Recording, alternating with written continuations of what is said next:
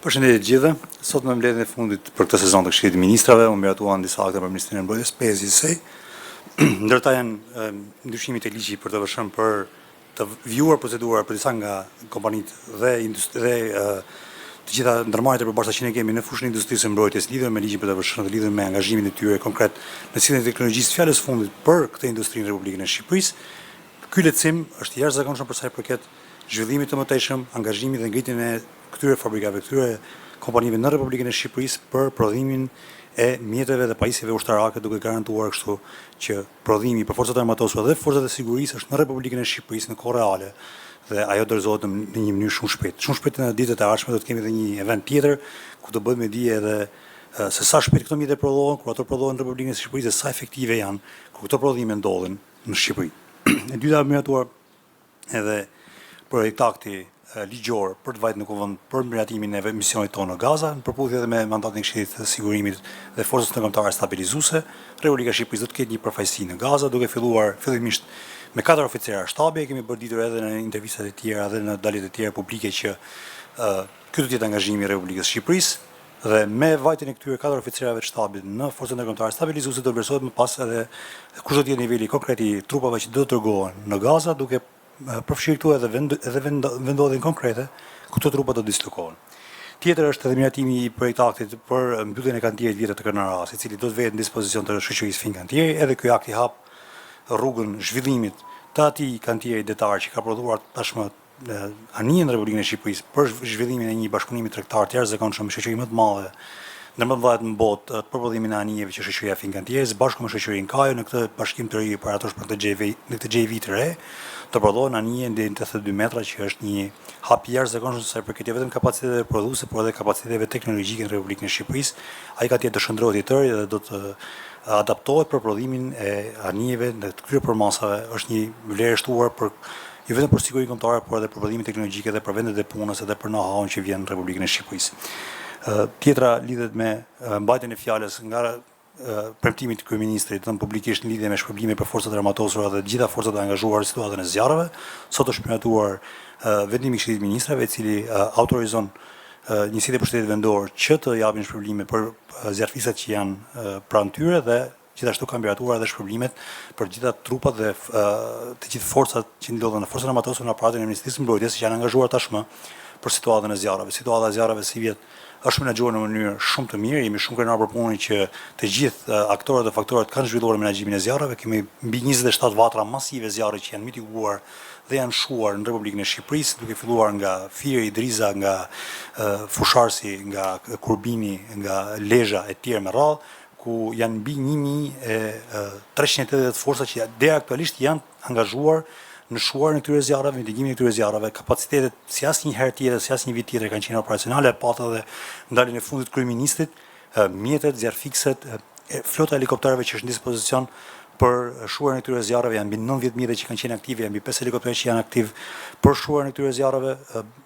Deri tani, fal koordinimit shumë të mirë dhe fal përgatitjes shumë të mirë edhe të gjithë angazhimin e njësive të pushtetit vendor, prefektëve apo forcave të armatosura nëpërmjet Agjencisë Kombëtare të Mbrojtjes Civile janë shuar dhe mitiguar shumë nga rastet emergjente që kanë qenë në Republikën e Shqipërisë. Aktualisht kemi një situatë zjarri në Dajt, janë mbi 120 forca që aktualisht po punojnë për shuarin e këtij zjarri, pa llogaritur këtu angazhimin që janë edhe nga pushteti vendor. Janë 2 helikopterë që aktualisht po zhvillojnë pjesën e shuarit së zjarreve edhe nga ajri.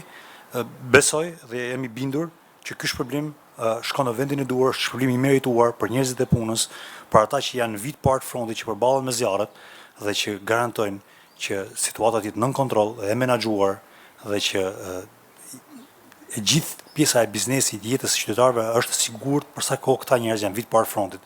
Ky shpërblim është shpërblim i merituar.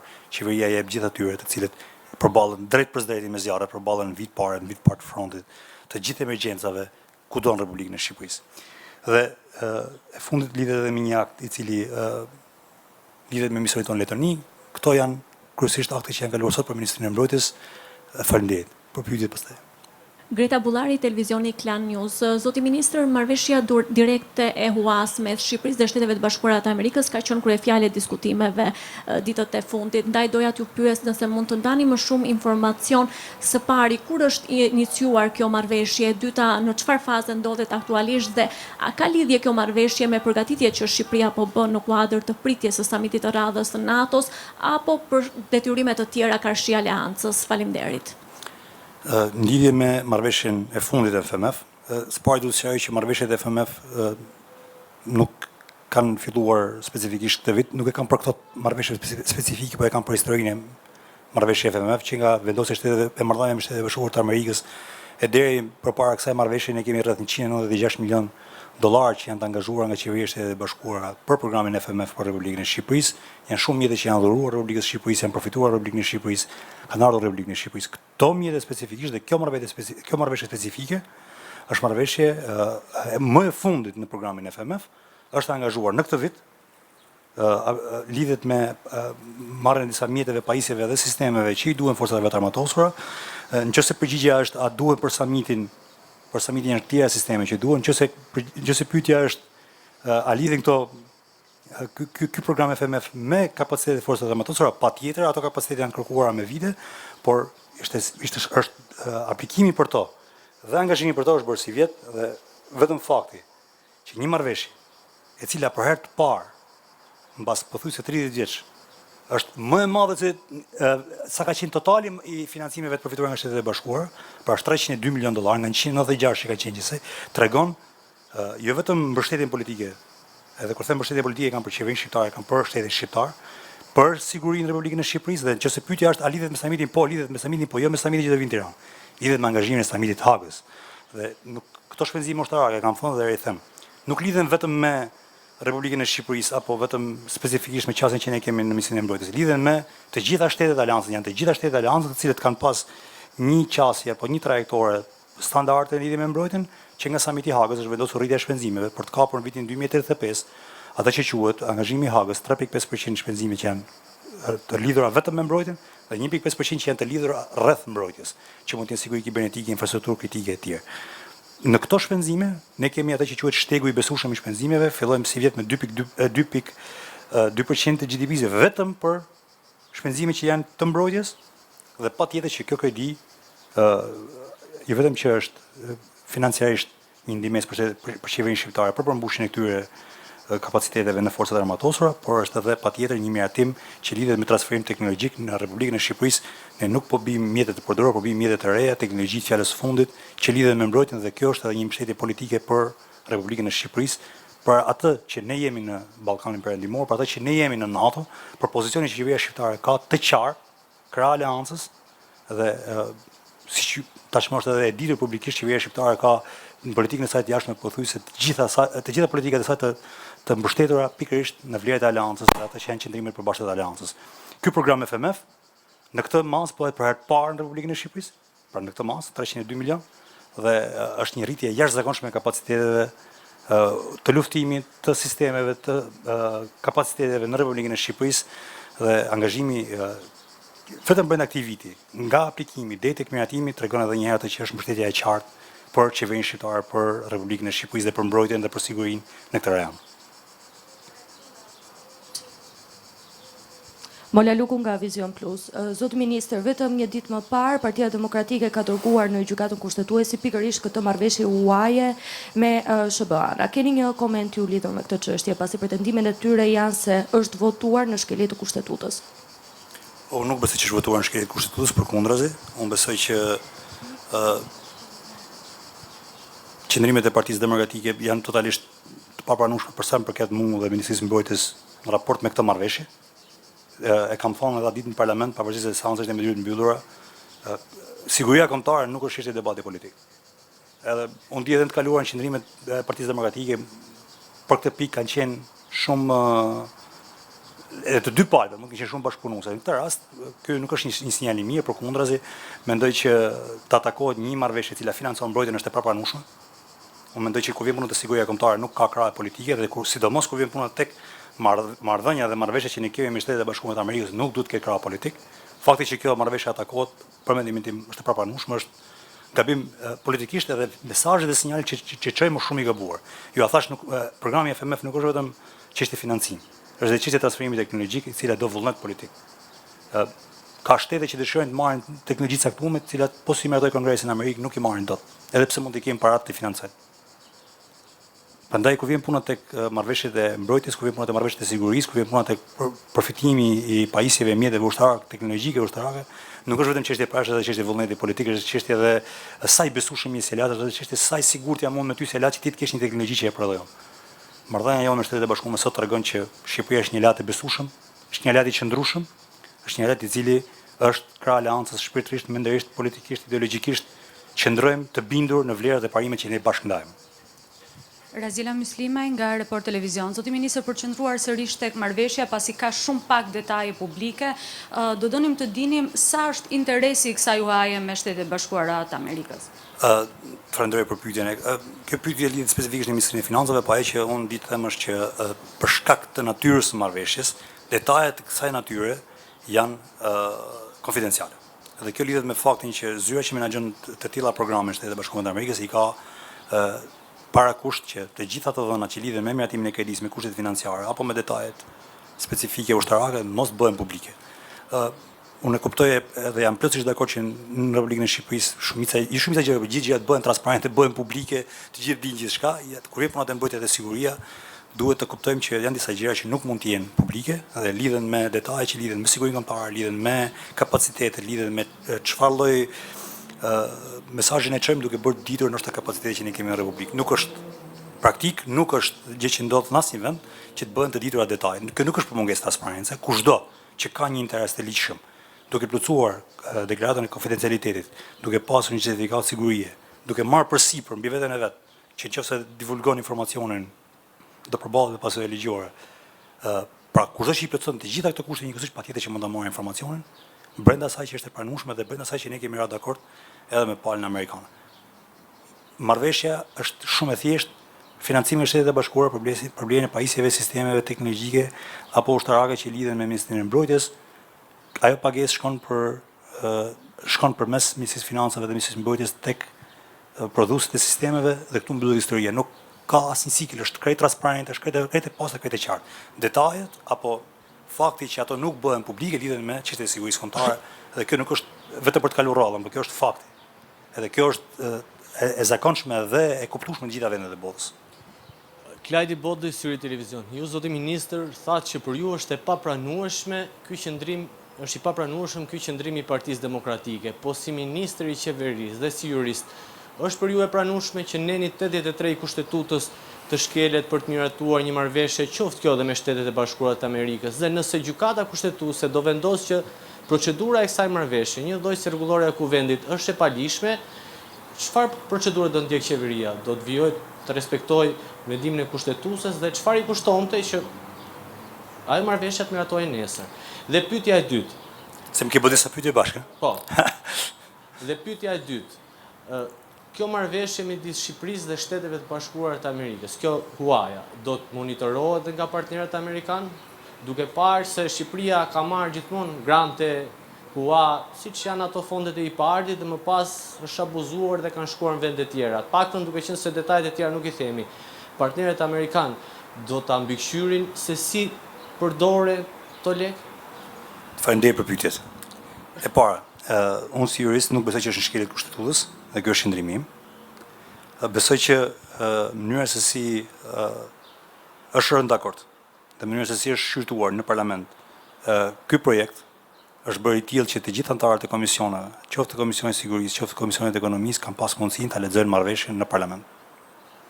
Marrëveshja është e thjeshtë, marrëveshja nuk është shumë e komplikuar apo e vështirë për ta kuptuar. I është dhënë koha e mjaftueshme nga grupi parlament, nga Kuvendi i Republikës, mbas miratimit procedurës për shpejtuar për miratimin e tij, që të shfrytojë, të lexojë, të bëjë me dije deputetëve të Kuvendit të Republikës. Dhe ajo marrëveshje që është lexuar ditë, do ishte e njëjta marrëveshje që lexojë edhe po të kalohej ajo fati që pretendon Partia Demokratike. Nuk do ndryshon. Marrëveshja është ajo që është, nuk ndryshon. Dhe për të dhënë përgjigje pyetjes dytë, patjetër që marrëveshja monitorohet rreptësisht nga palë amerikan. E thash dhe i them, bëhet fjalë për transferim teknologjik. Transferimi teknologjik, kur ty të vjen një pajisje, nuk është si një armë zjarri e thjeshtë që gjuh një plumb dhe mbaron. bëhet fjalë për teknologji. Dhe kur vjen puna për teknologji, bëhet fjalë për supremaci teknologjike dhe ushtarake. Dhe nuk ka mundësi dhe nuk ka asnjë shans që kjo marrëveshje vetëm të mos monitorohet, po mos jetë gjithë kohës në mbikëqyrjen e palës amerikane qindark për qindark, deri në zërimin e saj të plotë në përputhje me ato gjëra që ne kemi kërkuar të marrim nga pala amerikane. Nuk ndodh. Sa i përket zbatimit të vendimit të gjykatës kushtetuese, unë nuk di që Partia Socialiste apo qeveria shqiptare të ketë një vendim gjykatës kushtetuese që nuk e zbaton. Unë nuk kam informacion. Por ne bindem që gjykata kushtetuese do të shikojë arsyen, do të shikojë faktin, do të shikojë atë që kjo marrëveshje është, kjo nuk është një marrëveshje e zakonshme, kjo nuk është një ligj i zakonshëm, kjo nuk është një procedurë e zakonshme, bëhet fjalë për sigurinë kombëtare, bëhet fjalë për angazhime që lidhet me mbrojtjen e vendit dhe e them dhe e rikthem. Nuk ka politik të asnjë krau politik që lidhet me çështjet që lidhen me sigurinë kombëtare, nuk duhet të diskutojmë. Pra ne them është e përpranueshme dhe e them moralisht dhe e them qëndrimin tim personal që kur vjen puna te siguria kombëtare të dy krahët e parlamentit do të jenë unifikuar. Dhe sidomos, kur flasim për Shtetet e Bashkuara të Amerikës. Nuk është një partner do. Faleminderit.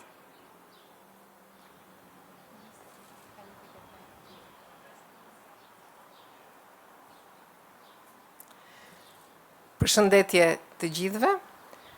Sapo miratuam 3 vendime të rëndësishme të propozuara nga Ministria e Shëndetësisë dhe Mirëqenies Sociale.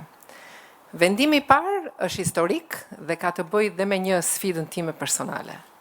Shqipëria për herë të parë do të ketë një institut kombëtar të tumoreve. Një institut kombëtar të tumoreve sipas modeleve europiane, kemi marrë si shembull modelin e Institutit Kombëtar të Tumoreve të Milanos. Ky institut do ketë 3 fusha veprimi.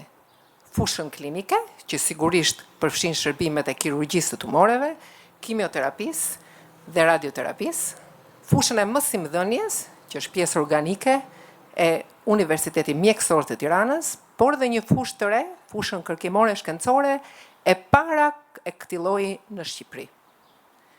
Kjo fushë e fundi kërkimore shkencore sjell 2 risi në vetvete.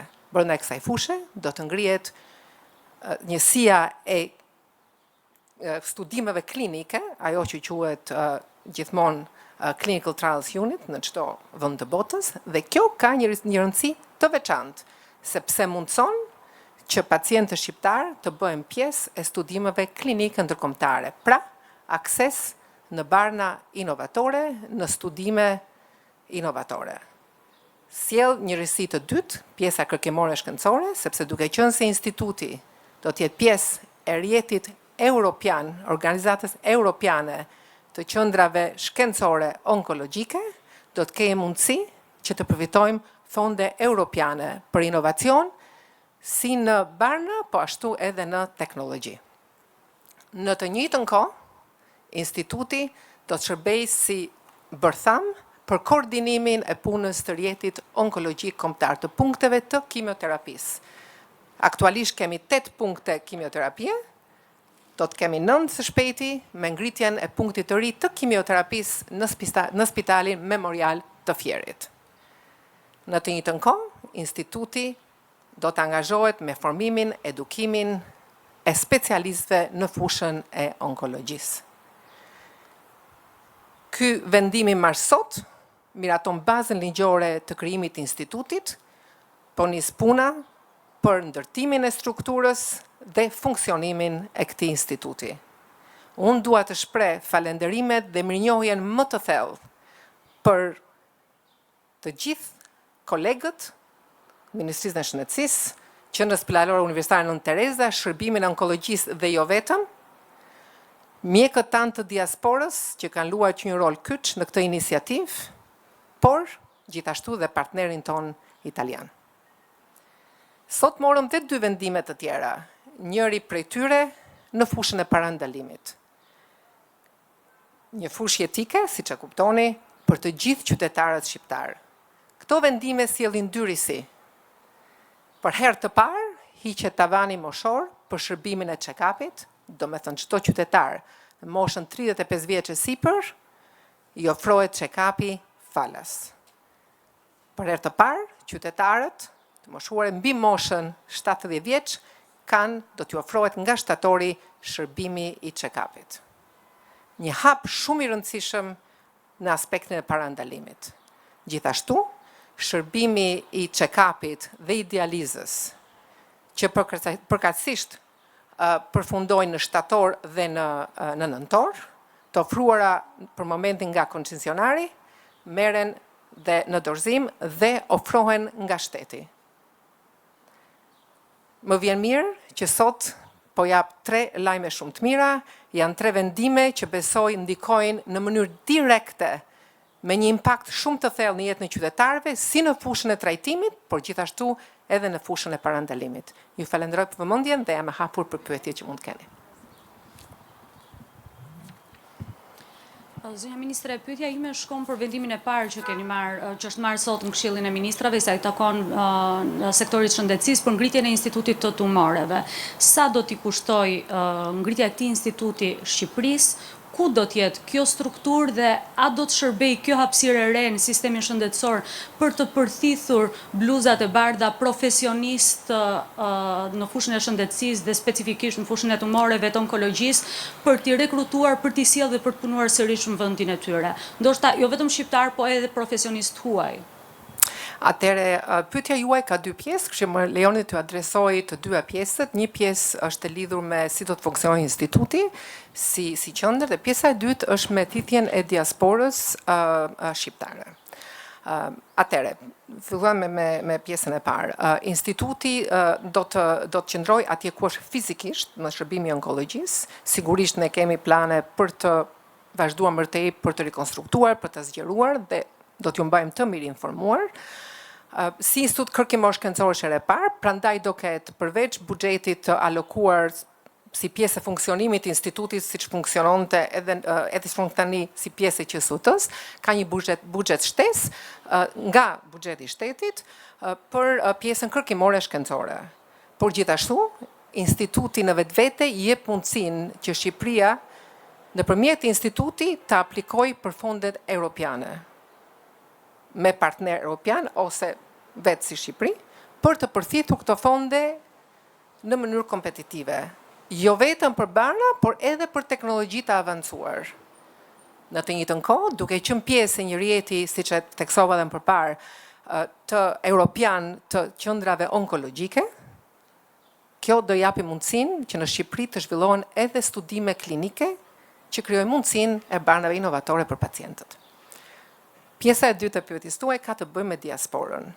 Mënyrën se si unë ose si politik e kemi adresuar diasporën është me 2 këndvështrime dhe këtë e kam shumë të rëndësishme që ta kuptojnë dhe të gjithë qytetarët. Këndvështrimi i parë është që diaspora mund të kontribuojë nga kudo që është, si brenda Shqipërisë, po edhe në distancë. Dhe shembulli më i mirë aktualisht i kontributit të diasporës shqiptare është puna e palodhur e mjekëve të diasporës onkolog në Institutin e Tumoreve Milanos, që i falenderoj për herë të dytë publikisht sepse kanë qenë partner të shkëlqyer. Jo vetëm kaq, por ne kemi ngritur dhe një platformë aplikimi e dedikuar për diasporën, që mjekët që duan të kthehen fizikisht dhe të kontribuojnë në Shqipëri, të kenë një proces aplikimi që është i dedikuar për ta dhe po e vlerësojmë. Sigurisht do t'ju mbajmë në dieni për zhvillimet e mëtejshme që kemi. Prandaj në 2 mënyra se si kemi adresuar diasporën. Faleminderit. Okej. Faleminderit juve, ditë të mbarë.